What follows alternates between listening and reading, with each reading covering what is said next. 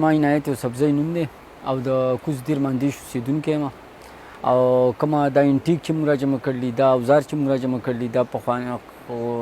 قامي ورثه چې موږ جوړه کړله دا موږ په خپل اپنی مدد آپ تحت دا موږ جوړه کړله او دا سامان موږ کلیکټ کړی دلته راغونډ کړی دی ټول نه مین وجه دا و چې لکه د هر قوم څه تاسو وګورئ که ته پنجاب دی که سیند دی که نور برټش خلک دی هغوی د خپلو پخواني اوزارو یا د پخواني اثارو د خپلو انټیګو ډېر زیات قدر کوي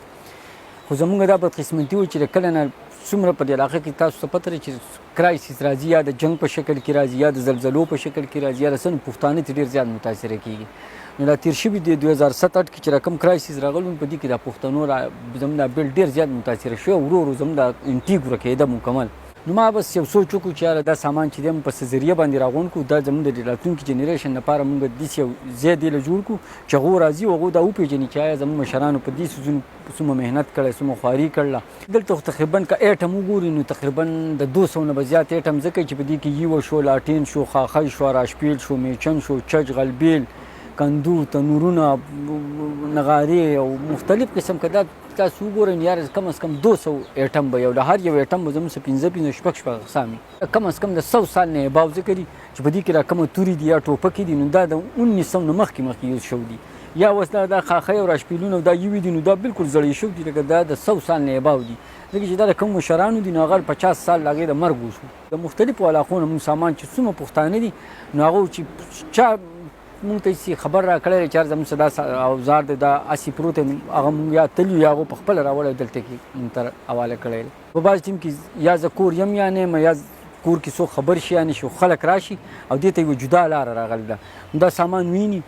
نو وروسته یا د فون په ذریعه یا د فیسبوک په ذریعه باندې بیا هغو د دې ډېره زیاته ستاینه کوي او دغه خلکو دغه انټرسټ نه او دغه دلچسپۍ نه ماته پته لګي چې یاره خلک په دې سامان کې نو زما هغه شوق نور هم سیوا شو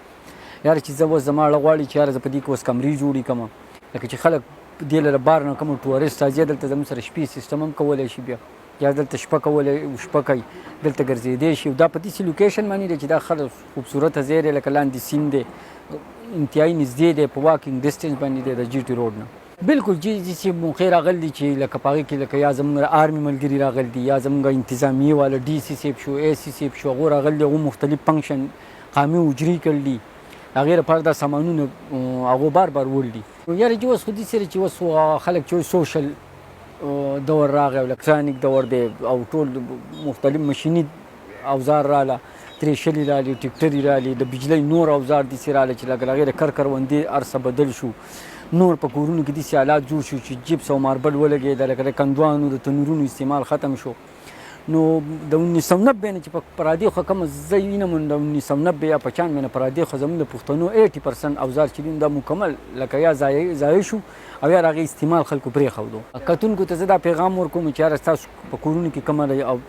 پخوانو مشرانو کومه انټیک دي د دې ډېر زیات قدر وکړئ او دا مه ورکوئ که ستاسو څه څیزګۍ نه وي چې یاره دا تاسو نشئ سمبالولی دا سامان مونږ له راکئ مونږ به پسې در شو یا یې مونږ ته راورسوئ دا به مونږ محفوظ کړو ستاسو مشرانو پیکچر به ورسه ولګي چې یاره دا د پلانکي حاجي صاحب دی دا د پلانکي ماما دی دا د پلانکي لالا دی دا سامان به زموږ سره بالکل ستاسو یو امانت پروت وي خو دا سامان مه ورکوئ دا زموږ د راتلونکي نسل لپاره یو یادګار په طور پاتې شي